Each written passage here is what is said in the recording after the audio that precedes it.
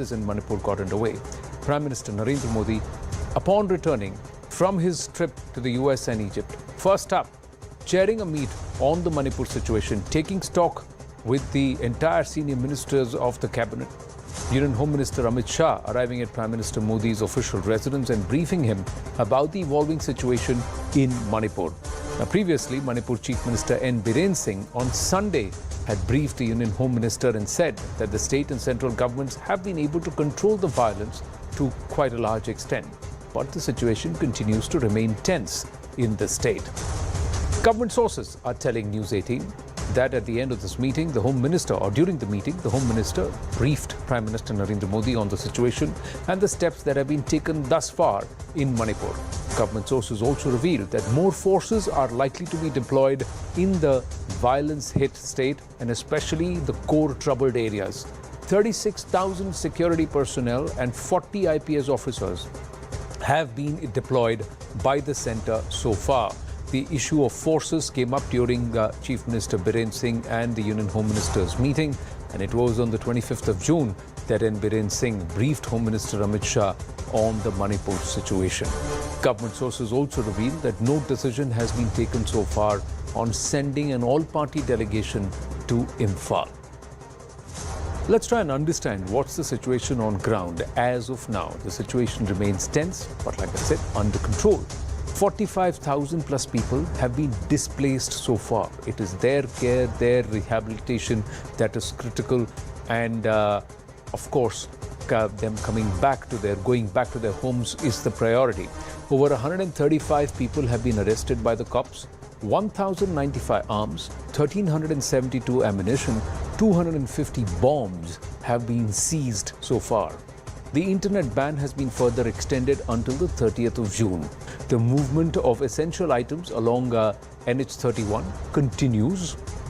No curfew in the Kakching region between 5 a.m. to 5 p.m.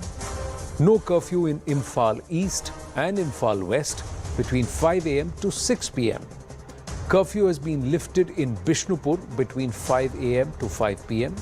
There is no curfew in Kangpokpi between 5 p.m. to 3 p.m. That's the current situation, and in the coming days, the centre is confident that things will only get better. Let's move on here on the right stand, ladies and gentlemen, and shift the focus to one of the issues that erupted. It was also a question posed by a Wall Street Journal journalist to the Prime Minister during his United States visit, where not only did he silence critics, but he also gave it back. He said that India is the mother of democracy and there is no space for discrimination in a democracy. If you deem India as a democracy, then this question itself, it's unfounded. He even went on to say that the government benefits are ensconced in the principle of access to all those who are eligible for them.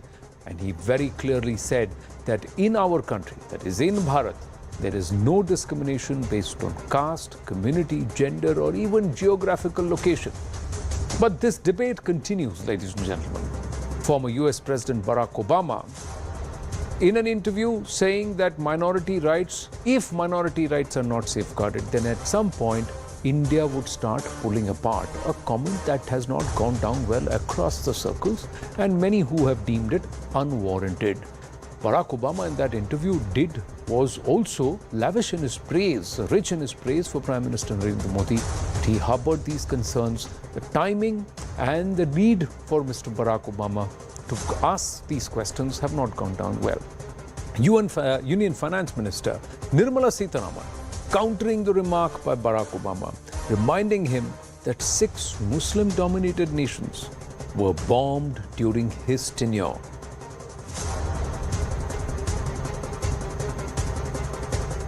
जो कल मैंने बहुत ही आश्चर्यजनक हुई कि उसी समय जब माननीय प्रधानमंत्री जी यूएस में कैंपेन कर रहे हैं, उस समय कैंपेन मतलब भारत के विषय में सबके सामने विषय बोल रहे हैं, उस समय एक पूर्व राष्ट्रपति यूनाइटेड स्टेट्स का बयान दे रहे हैं भारत के मुस्लिम्स, जहां शायद 6 देशों के खिलाफ, जहां मुस्लिम पॉपुलेशन डोमिनेंट है, बॉम्बिंग हुई उन्हीं के कालों में। सीरिया से लेकर के, यमन के लेकर के, सऊदी के लेकर के, इराक के लेकर के बॉम्बिंग नहीं हुआ। मोर देन 28,000, मेरे पास इतना स्पष्ट डेटा नहीं है, 7 कंट्री के खिलाफ उसी समय झगड़ा, वॉर लाइक सिचुएशन डेवलप हुआ, और more than 26,000 bombs were dropped. More than 26,000 bombs were dropped in Muslim-dominated countries during the tenure or regime of President Barack Obama itself. So somewhere Nirmala Sitharaman holding the mirror and saying, does it behove on you to lecture India? Now, even former Commissioner of United States Commission on International Religious Freedom, Johnny Moore, he routed Barack Obama's statement about minority rights in India, saying that President Obama should spend his energy complimenting India more than criticizing it. Moore hailed India as the most diverse country in human history and said diversity is India's strength. He also added that the US can learn a lot from India and that the ties between the two countries have been taken to a whole different hemisphere. The former president should spend his energy complimenting India more than criticizing India. India is the most diverse country in human history. It's not a perfect country, just like the United States is not a perfect country, but its diversity is its strength, and we should be complimenting the largest democracy in the world. Indian-American journalist Fareed Zakaria also slammed Barack Obama and said that lecturing Prime Minister Narendra Modi on human rights is not the best way for the Biden administration to deal with him and that it will backfire. In any event, lecturing Modi on human rights is not the best way for the Biden administration to deal with him. That would backfire, not only with him, but also with most Indians who would resent Western bullying. Far better to ally with India's society itself, expanding ties with its businesses, press, NGOs, cultural groups, and others. India is one of the most pro-American countries in the world, something that is palpable when you're there. Companies, students, scholars, activists all want closer ties with America.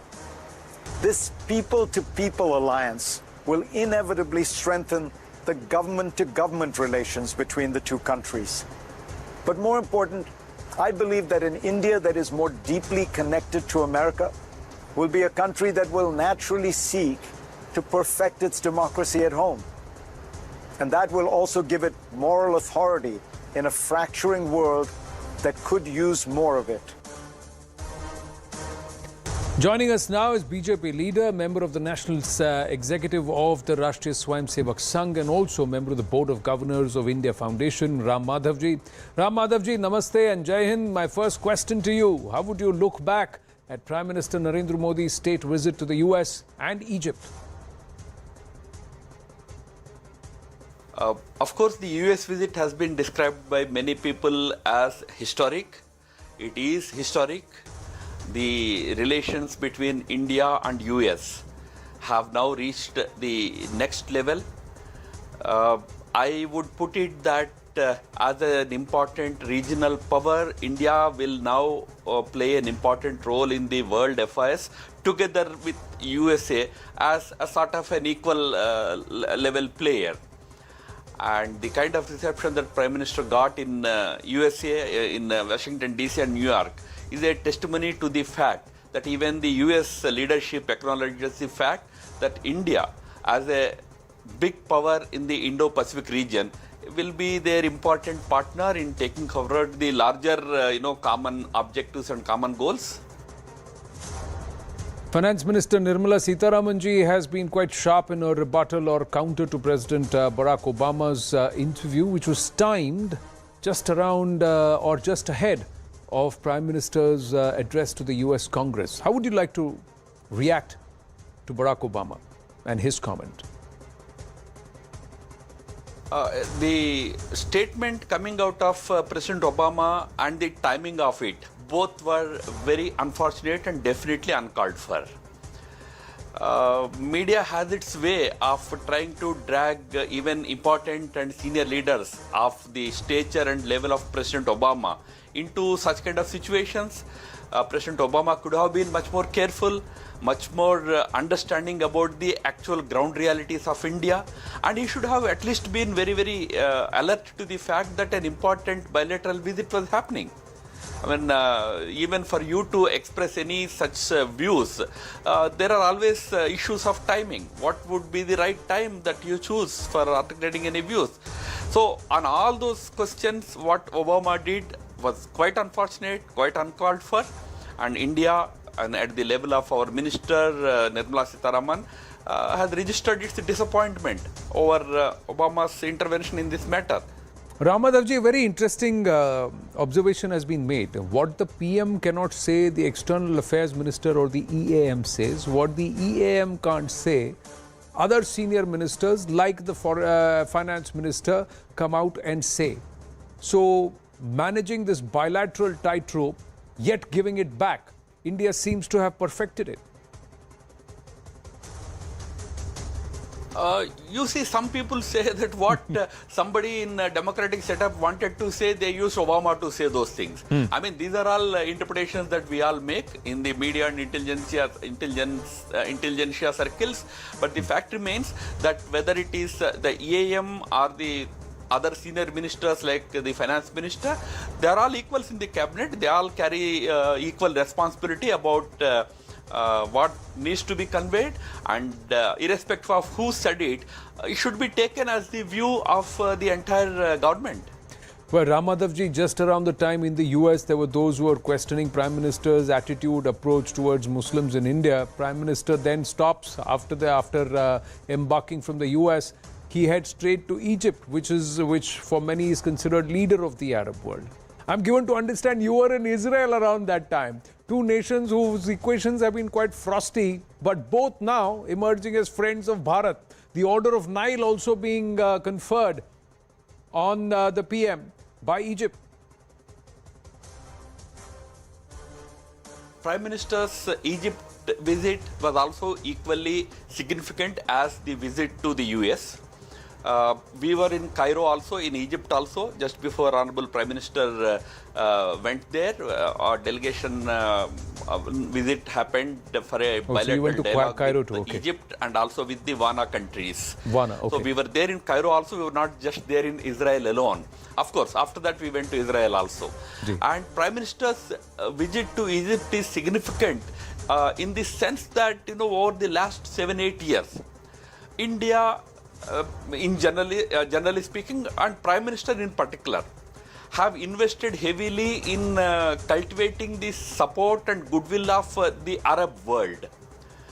Earlier, we used to generally think that Arab world for us, largely, if you talk to any Indian about Arab world, they think that Arab world starts in Dubai or Abu Dhabi and ends in Saudi Arabia. Saudi and UAE. But beyond GCC group of countries, there is a big world of Arab countries for whom Egypt forms the nucleus. Yeah. Egypt is the Arab world's largest country with over 110 million, 11 crore population, and a very significant country. Always stood for peace in the Arab world, stood for peace in the world in general. So over the years we have cultivated good relationship with Egypt also, and President of Egypt Al-Sisi was in India as chief guest at our Republic Day function this year. So naturally, Prime Minister's reciprocal visit, it's interesting, it happened in the same year. Generally, it doesn't happen that fast, but it happened so quickly. It shows that we from our side also attach a lot of importance to this relationship. As I said, apart from GCC countries, there is a group of Arab countries which we call as WANA, West Asia and North Africa. Yeah. Egypt is in a way a nucleus or central point for all these WANA group of countries. So in that sense, this visit is very significant in mobilizing the support of entire Arab world. The Arab countries play a very important role in organizations like OIC, Organization for Islamic Cooperation. And in OIC, sometimes countries like Pakistan play a lot of mischief to promote anti-India sentiments among the Muslim world. And support of countries like Egypt, Saudi Arabia, UAE and other Arab world countries becomes very critical for India to dispel this wrong propaganda, undertaken by countries like Pakistan. In that sense, Egypt has always been a good friend of India. So we should not attach any less importance to Prime Minister's visit to Egypt than to that of USA. No, fair point made. And 56 nations within the OIC, Egypt has significant amount of clout. Wana, you said Egypt is situated in North Africa, but yes, is part of West Asia and seen as part of the Arab world. But Ram Madhavji, is it significant only at the OIC level, or is it also building up to a 2/3 support for reforms within the UN? Is it building up to something which would be perhaps a repeat of the 1960s? Strategically speaking, the visit to Egypt and growing friendship or proximity between India and Egypt, although our trade is at the moment small, it has to grow, but the growing friendship between our two countries is very important from many different points of view. One, of course, you have highlighted the significance at the UN level, United Nations level. But even at the regional level, for example, there is a move by countries like China to expand BRICS group of countries. They want to take in, countries like Pakistan as full members and also a few other countries. So in such a scenario, if Pakistan is qualified to become a member of BRICS, why not Egypt? So there are many other countries which can be also a part of these kind of minilaterals where India has huge stakes. India needs good friends to also be there together with it because it's always a competition. Who will be in and who will be out? Correct. So in that sense also, strategically speaking, our growing relationship proximity with the Arab world, when I say Arab world, not just GCC world, but even extended Arab world of West Asia and North Africa is very significant. He goes and pays respects at a mosque which is maintained by the Bori community, engages with them in detail. They are full of praise for him. He's engaging with the Arab world actively. Is Prime Minister Narendra Modi truly a world leader, or does this tag of being anti-Muslim really hold him back? Is it a millstone around him? Your opinion? In the last 1 week, I was there in Cairo. I had, of course, meetings with the leaders of the Egyptian political system, but also we met leaders from some of the neighboring countries like Sudan, like Lebanon, even the Palestine Authority. Then subsequently we were in Israel. We met with a number of leaders. On my way back, I stopped over at Amman in Jordan, met with the leaders there. Everywhere there is near consensus that Modi ji, Prime Minister Modi has emerged as the voice of the, what we call as global south, or you call it as developing world. They all look up to him as their voice. They see in him a leader who can probably represent their interest, their voice on the global fora. So that way, Prime Minister Modi has huge respect, goodwill among leaders of all these countries. They happen to be countries with large Muslim populations, that's a different matter. But everybody looks up to him as a leader who can represent their interests on the world stage. Now, that is different from some people expressing concerns over what is happening to the religious minorities in India. Those concerns that we hear, of course, they are expressed not so harshly as a Wall Street journalist would ask probably in a press conference, but in a positive way, in a way to understand what is the reality. Sometimes those issues are raised in these countries, and we assure them that India, being such a big democracy, and the Muslim population in India especially is close to, it's as big as the population of the entire population of Pakistan.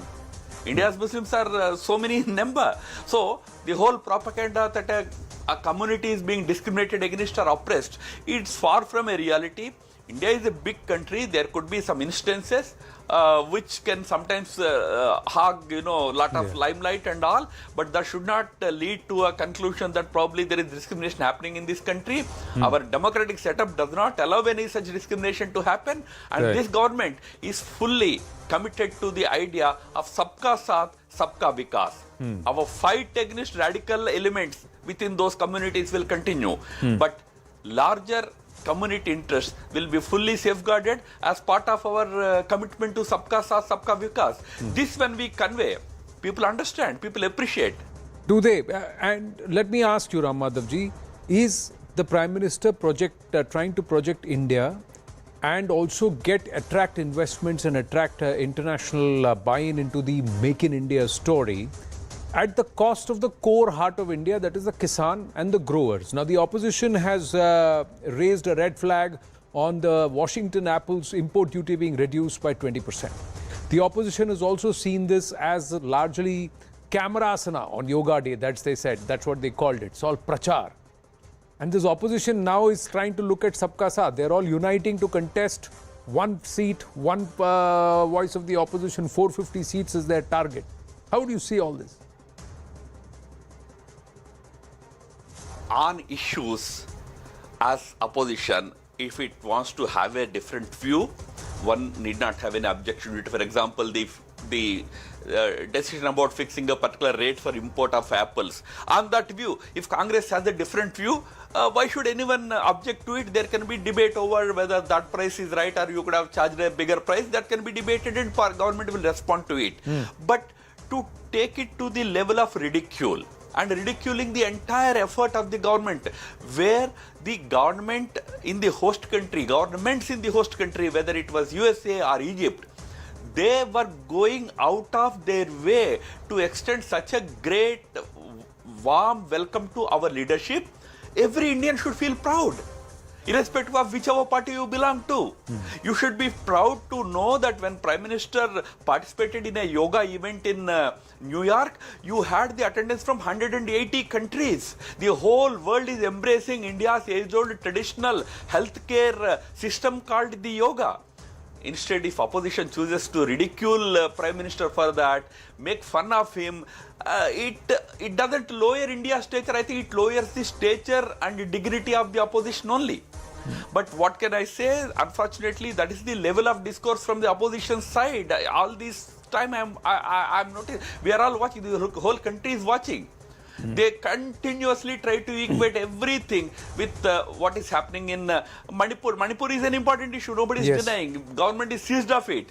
But you also take pride in the kind of respect, the kind of honor that India is getting, India's leadership is getting. Unfortunately, that maturity and that majesty is lacking in our opposition these days. But the opposition is combining ranks. They want to target the BJP, like I said, one person, one candidate per seat versus the BJP in 450 seats.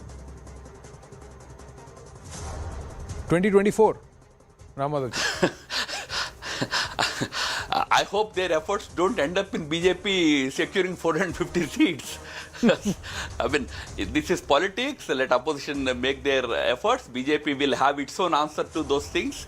And in any case, I think Prime Minister's governance in the last 9 years and also the stature that today he enjoys, and of course the stature that he got India to enjoy in the world today, will definitely get the wholehearted support of the people of India in the next election.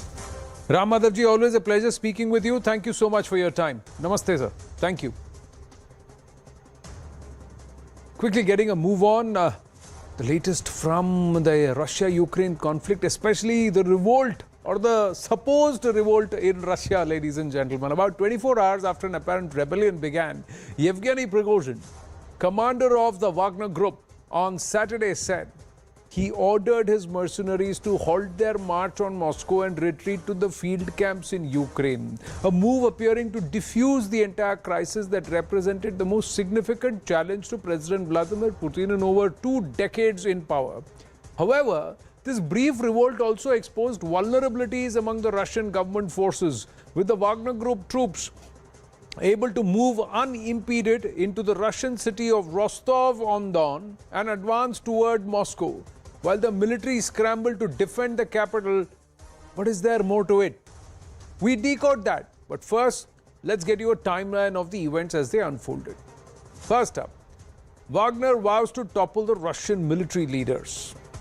Yevgeny Prigozhin, releases a video stepping up his feud with Russia's military top brass and rejects Putin's core justification for invading Ukraine. Russia's FSB security service responds by opening a criminal case against Prigozhin, announcing the 62-year-old called for armed mutiny against the state. 24th of June, Prigozhin says his fighters captured the army's headquarters in Rostov-on-Don without firing a single shot and claims to have the support of the locals. Putin makes a televised address promising to crush what he calls an armed mutiny. He accuses Prigozhin of treason and a stab in the back. Russian military helicopters opened fire on a convoy of rebel mercenaries already more than halfway to Moscow in a lightning advance after seizing Rostov overnight. Ukrainian President Volodymyr Zelensky calls the armed uprising led by Wagner a clear sign of weakness of Vladimir Putin and his invasion of Ukraine. The office of the Belarusian President Alexander Lukashenko says he brokered a deal with Prigozhin, who has agreed to de-escalate the situation. Prigozhin and all of his fighters vacate Russia's military headquarters in Rostov-on-Don. Russian government spokesman Dmitry Peskov says a mutiny attempt by Wagner will not affect the military offensive in Ukraine.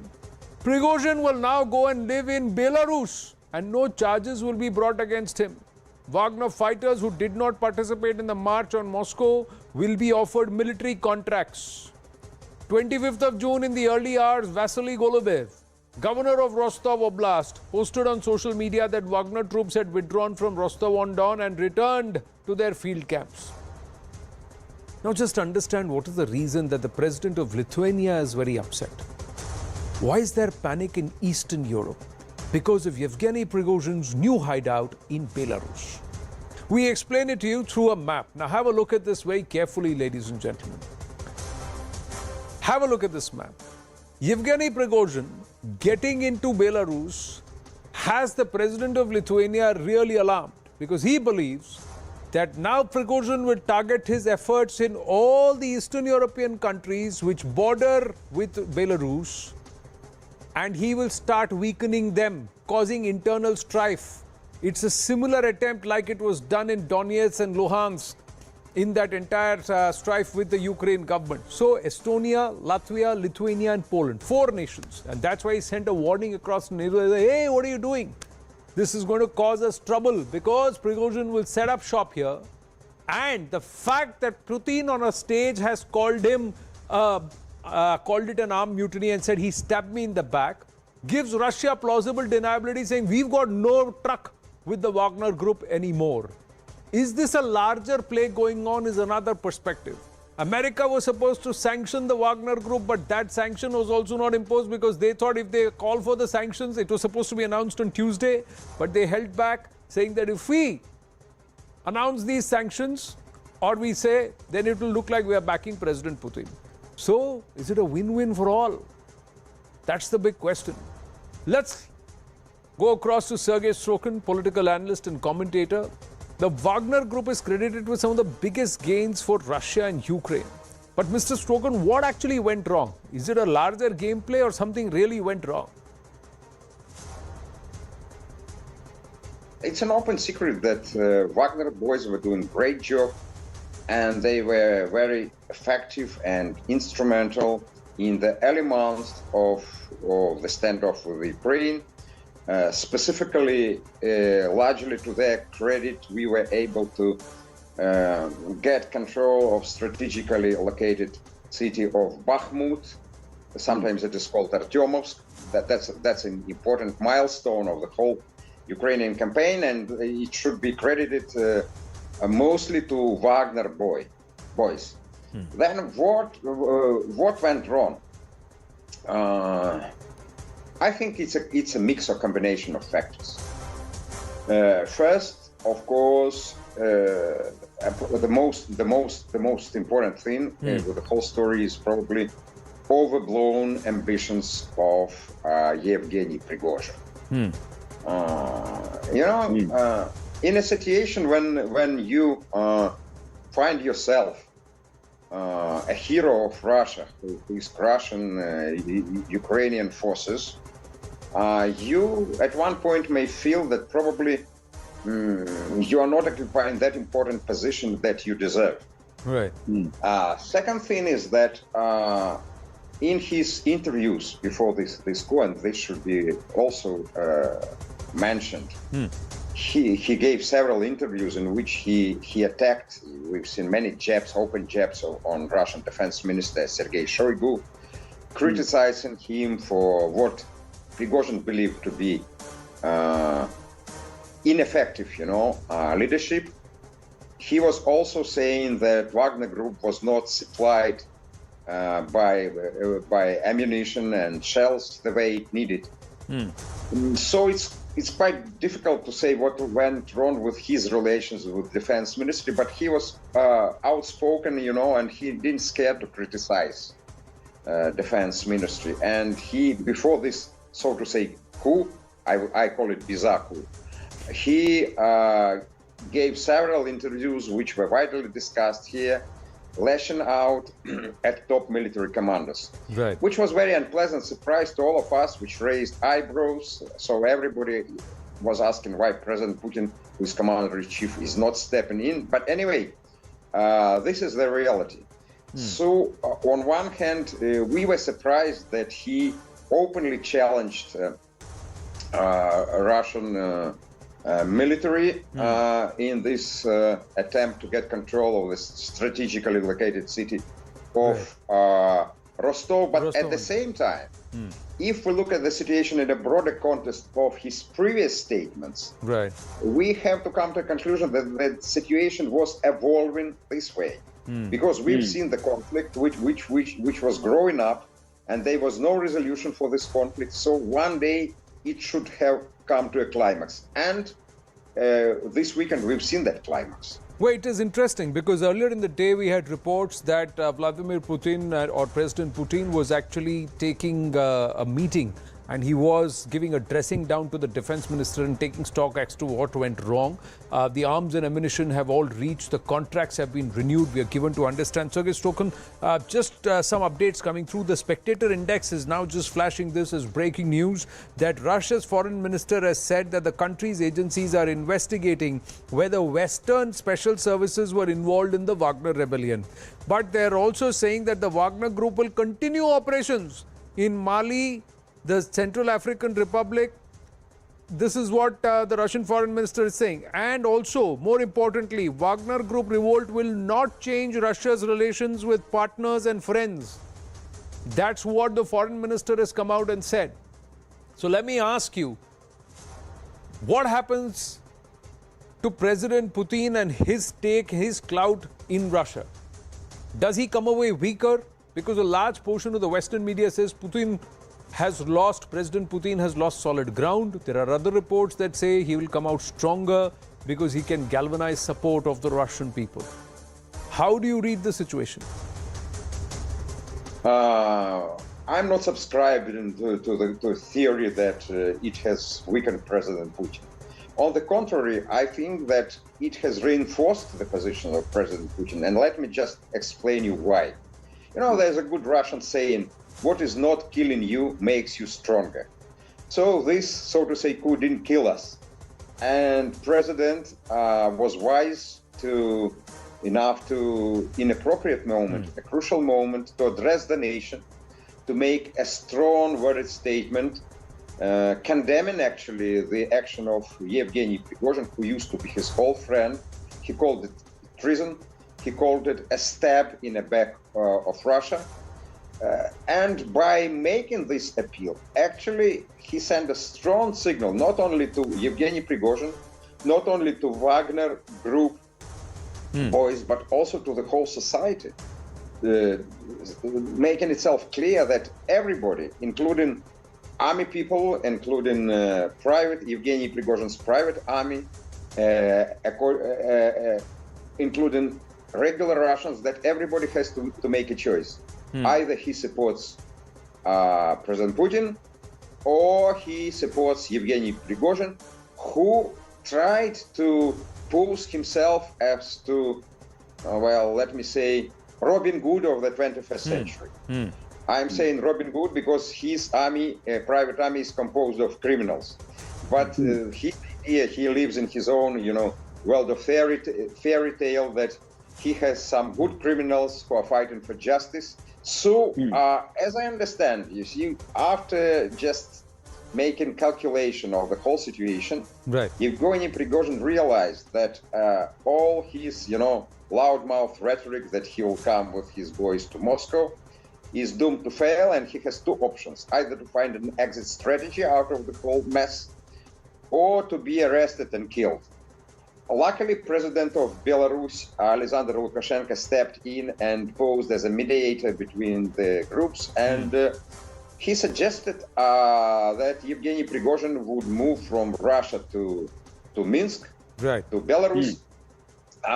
This idea was supported by Vladimir Putin, who gave his guarantee that there would be no any persecution of Yevgeny Prigozhin, who was initially, believed to commit an act of treason. So this is not the case anymore. He would be allowed freely to go to Belarus. Probably he's already there. I don't know his whereabouts. But anyway, you see, we avoided that clashes. And as far as Wagner Group is concerned, in practical terms, they have already got the proposal from Defense Ministry to sign a contract with them, and to be part of Russia's regular army. So I personally think that most of the Wagner Group would join Russia's regular army.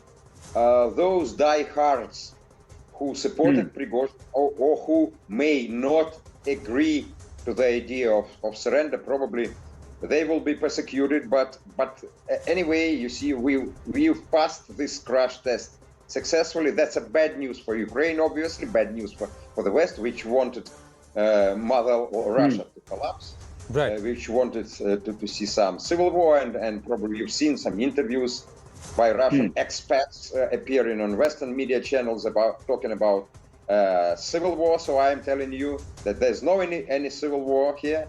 There's no any clashes. Wagner Group is already moving out of Rostov. I think already left Rostov and other cities, moving to its camp. It's all over. It's all over, or has it just begun? Sergei Strokin, for another day, we'll leave this conversation for now, but we will pick it up very soon, because Yevgeny Prigozhin's operations are not being curbed, just like we told you just now. Thank you so much. We're going to take a very, very short break. And when we come back, we shift the focus closer home, ladies and gentlemen. He is nicknamed Golden, Dawood Ibrahim. Why is Goldie Brar Lawrence Bishnoi so influenced? As per the NIA charge sheet, some startling revelations about Goldie's golden playbook. When we come back.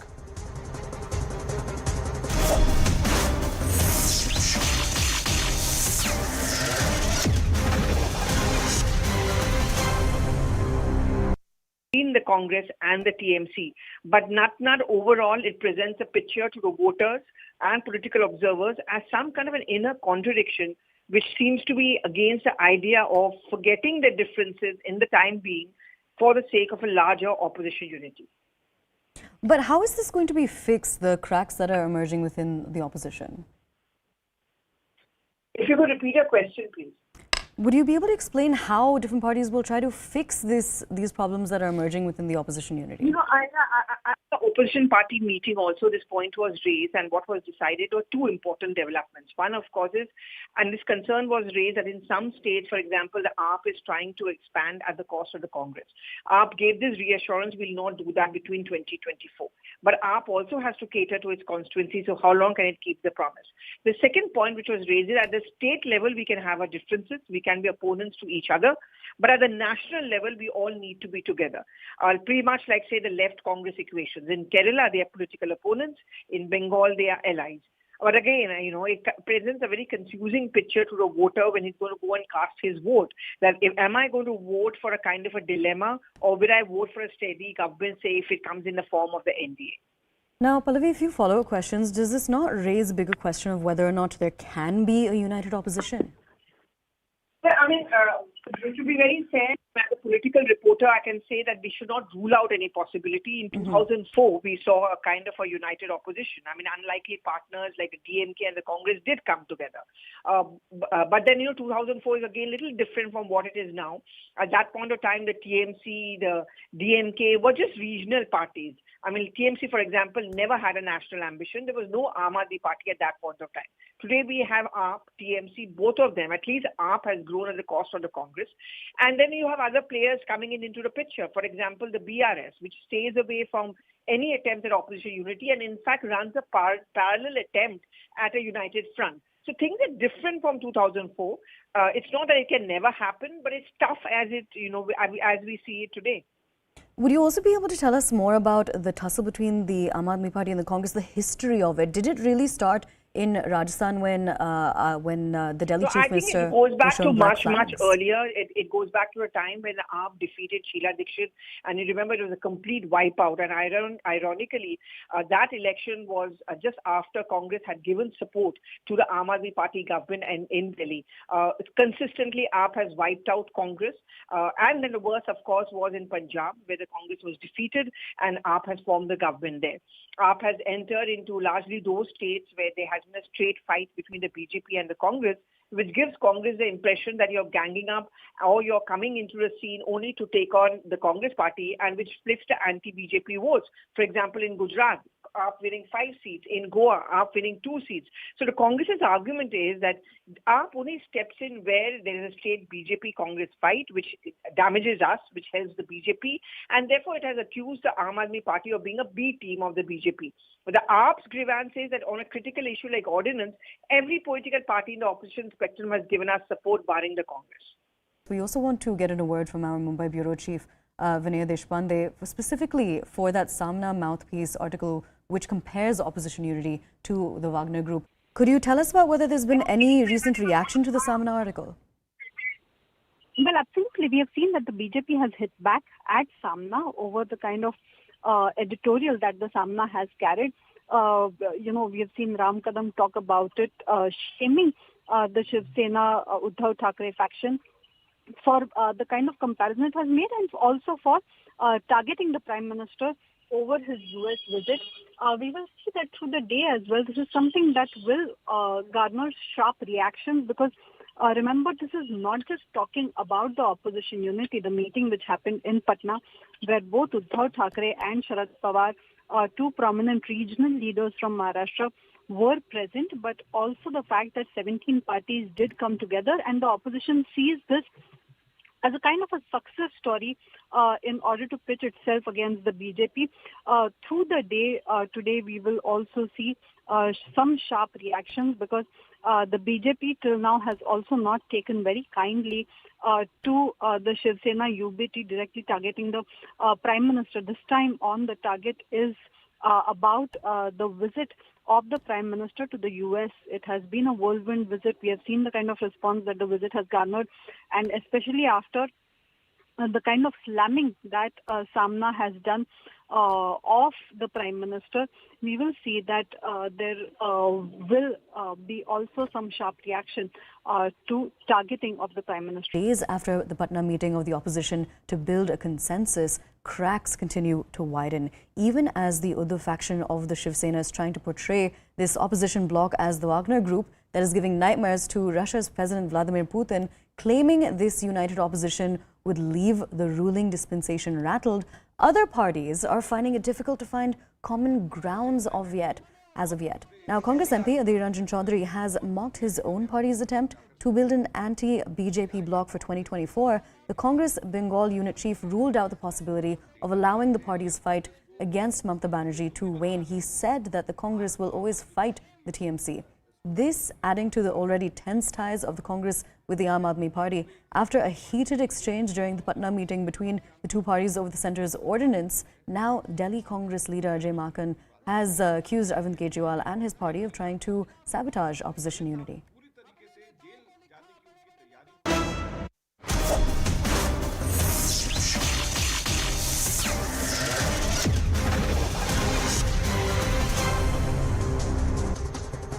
Back on the right stand with the latest on the National Investigation Agency that filed a charge sheet against notorious gangsters Lawrence Bishnoi and Goldie Brar having links with proscribed Babar Khalsa International or BKI and several other pro-Khalistani outfits. In the charge sheet, the NIA reveals that at least 700 shooters are part of this gang and this network is spread in at least 7 states. The NIA in its charge sheet has also mentioned that the gangs, with the help of K entities, carried out targeted killings and attacks on military installations. But the NIA has also unraveled an uncanny similarity with Dawood Ibrahim or Golden. We tell you that in just a bit, but first about the Bishnoi gang. The Lawrence Bishnoi gang consists of 4 dreaded gangsters. Those who support the Lawrence Bishnoi gang in their respective areas of influence and work at his behest. Let us tell you about these 4, one after the other. The gangster-terror in the nexus, Satinderjeet Singh alias Goldie Brar. He's 29 years old, he's a terrorist, he's a gangster. He's in Canada, based in Canada, he's a wanted man. Lawrence Bishnoi, age 31, a terrorist and a gangster. Sandeep alias Kala Jathedi, 38-year-old terrorist and a gangster, and Jagdeep Singh alias Jaggu Bhagwanpur. He's also 32 years old. So all these, the oldest is Kala Jathedi, but there, see, between 29 and 38 years old, this is this entire group. Now, what are the uncanny similarities that stand between the Dawood Ibrahim D-gang modus operandi and format or structure and what Goldie Brar and Lawrence Bishnoi were trying to do? He's linked with a foreign-based gang. These guys are linked with the Babar Khalsa International, the 90s template and this golden playbook that has now come through. Committed terror acts, targeted security installations, network in many states. The nexus has spread in 7 states. Primarily confined to Mumbai, primarily operating most of their operations in Punjab, extorted money via kidnappings, generated money via extortion, got weapons across the border, received weapons via K members and again smuggling from across the border. This entire nexus and arms, somewhere the connection is with separatist elements, secessionist elements and enemies of the state, ladies and gentlemen. They're inspired from this module and they've expanded it. The number of shooters they have in their ranks is alarming. Joining us now is former Commissioner of Police, Delhi, beg your pardon, SN Srivastavji. SN Srivastavji, namaste. This NIA charge sheet reveals some very startling details. How could a gang of largely youngsters, and they should be seen as novices, create such a large network and operations?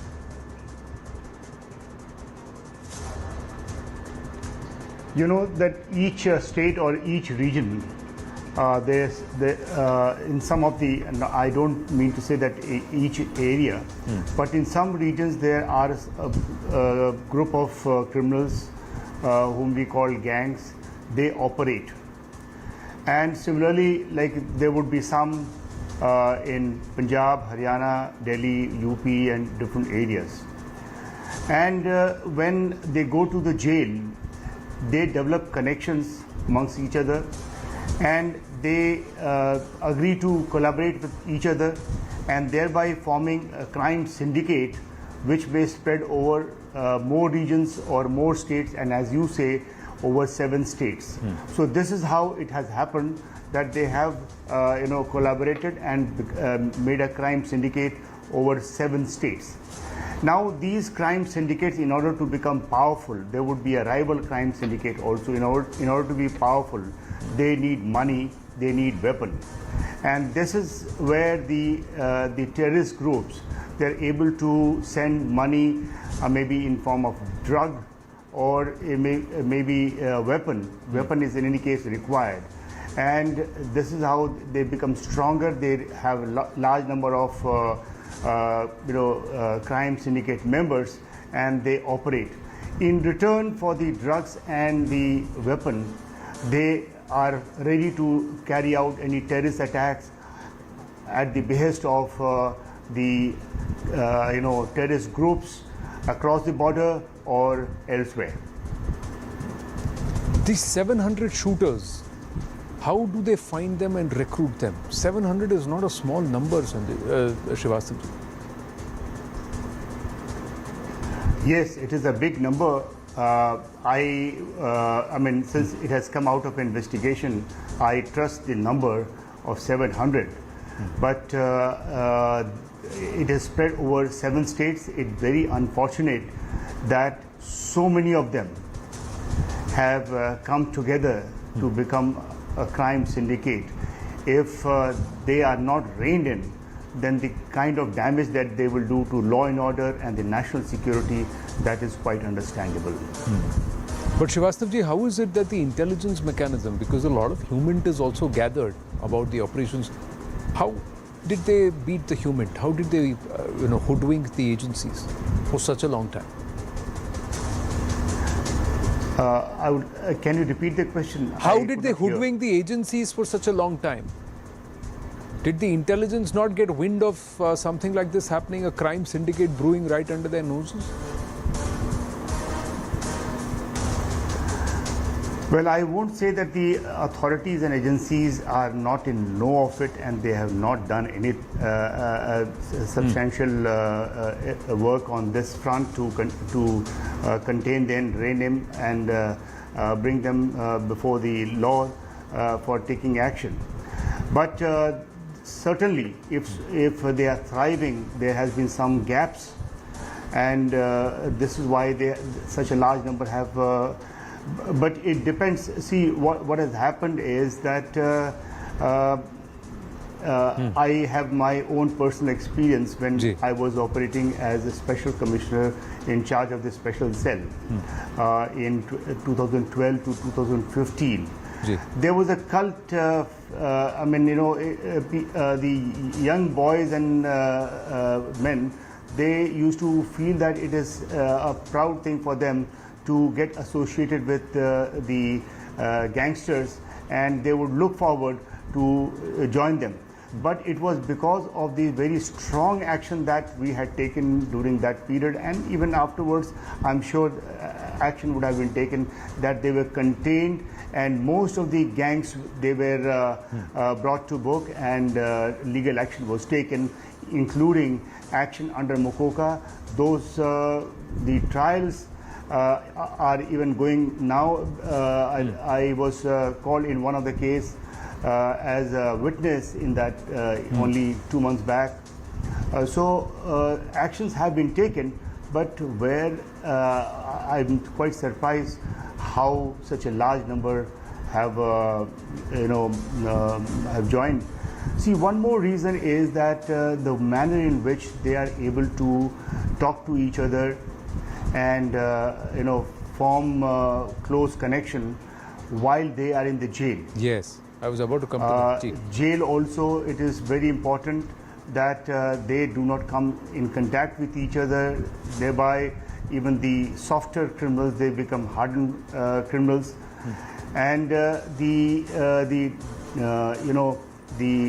trials of these cases also need to be done quickly so that they don't remain as under trial prisoners.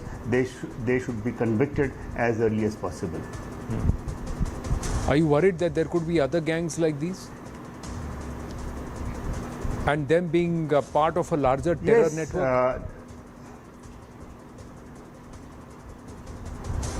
See, as regards the gang, I was part of a group where we had exchanged information. Certainly, when one gang, the Vishnoi gang, the crime syndicate developed, parallelly there was another crime syndicate which is also has developed, and there would be a lot of gang wars in recent past. You would have noticed that there are gang wars, one group killing the other. So this has taken place, and also in Delhi. So how do we get to the bottom? As regards their association with terror networks, and how do we weed them out? Is this a right policy to equate gangsters with terrorists and terror networks and treat them at parity? No, certainly not. See, one thing is the kind of action that NIA is taking. It's good that the NIA has come in picture. It has got all India jurisdiction and has been able to raid various places and has unraveled the whole thing. So I must commend NIA for the action that they have taken. Likewise, the various state police also should follow it up and ensure that the legal action is taken against the local the syndicate members. See, why the crime syndicates have developed over period of time is that maybe a criminal who is well known and the police is putting surveillance on him in, let's say, in Punjab, he moves to a place in Rajasthan. Right. There, since because of anonymity, he is not, the local police is not aware of such a criminal. He lives in some hideout which has been provided to him by the local crime syndicate members, and that is how they have thrived. But definitely the need of the hour is that all the agencies should come together. The NIA should take the lead, right. Ensure that all the local police also work together and put an end to this crime syndicate. Another thing is that very strong action and the trial should be speeded up. Right. This is how we will be able to contain them. And on the other side, as regards the terrorists, trying, contacting them and getting terrorist action done through them. There again, there's a need for better intelligence so that they could not be contacted and the crime and terror linkage is severed, is and, disabled. They don't create a problem for the national security. Fair point made, S.N. Srivastava ji. Thank you very much for your time. Pleasure speaking with you. Ladies and gentlemen, we're going to end with cricket. 101 days away, the Cricket World Cup. But this is perhaps an unveiling like never before. Stunning, absolutely stunning. The Cricket World Cup 23 unveiled in space. Jai Shah just tweeted it. Have a look. Bye for now.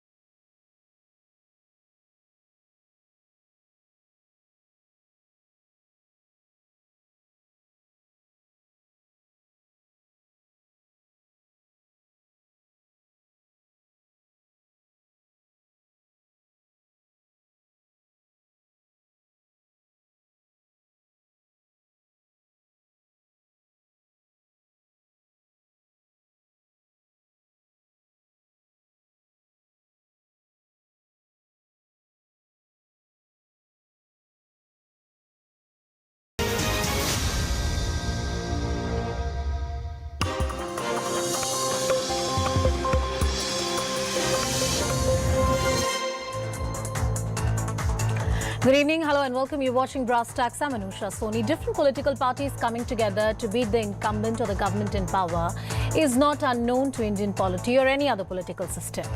The two historic mandates given to the BJP in the earlier Lok Sabha elections have established and edged the popularity and support to Prime Minister Narendra Modi. But bolstered by the victory in the recent state assembly elections and the shrinking footprint of the BJP at the state level, the opposition parties have a newfound hope. The opposition parties, diametrically opposite in ideology or politics, have attempted to unite for a singular cause, which is to defeat the BJP in the next Lok Sabha election slated for 2024. Fissures between the Congress and the Aam Aadmi Party or the TMC versus the Congress Party are not unknown.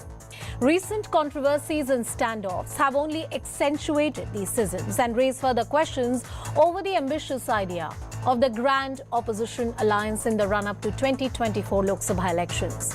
Well, to have a formidable opposition is the hallmark of any dynamic democracy, including India. But in the increasingly personality-driven electoral contest, will the opposition be able to throw a real challenge to the BJP in the upcoming Lok Sabha election without a clear leadership face or even a united agenda against the BJP? Our top focus on Brass Tacks tonight.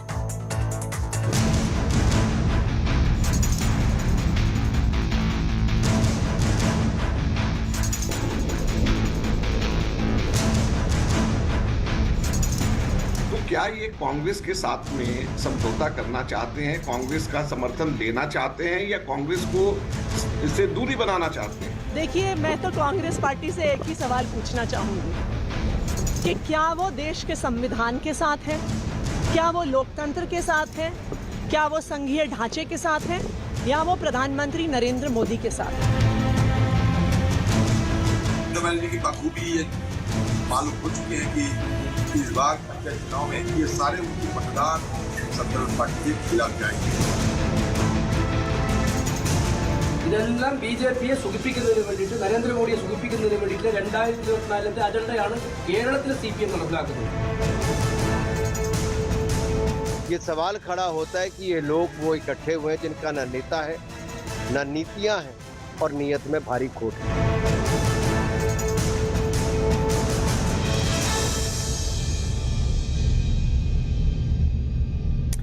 Well, let's take this question to our guest as well. Joining us on the broadcast, we have Mr. Ajay Alok, who is the spokesperson of the BJP, Mr. Rohan Gupta, the national spokesperson for the Congress Party, Mr. Tausif Rahman from the TMC, and Nilofer Masood from the NC are all joining us on the broadcast. Good evening to all of you. Thank you so much for speaking with us.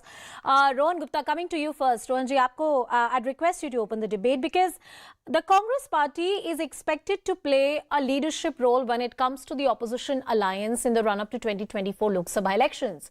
And if there is an open war of words between the Aam Aadmi Party versus the Congress Party versus the TMC versus Pinarayi Vijayan government in the state of Kerala, how is it that we are likely to see any kind of united opposition front in the run-up to 2024? And I ask you this question because you're the first amongst the equals, aren't you? The Congress Party will lead this campaign against the BJP. Absolutely, it is responsibility of Congress Party to ensure that opposition work unitedly. But at the same time, we need to understand one thing is, when you come for a common minimum program, you cannot raise bilateral issues between two parties. Congress has never done that. When Mr. Rahul Gandhi was questioned by ED, we never expected Aam Aadmi Party in Delhi to demonstrate with us. When, they cancelled his parliament membership, we never expected Aam Aadmi Party to join the protest with us. When TMC, they took one of our MLAs who was recently elected, we never opposed this issue when the common meeting was going on. When TMC took our office bearers and made their MPs, we never went back and complained to TMC because we are matured enough to understand when it comes to bilateral issues, the common minimum platform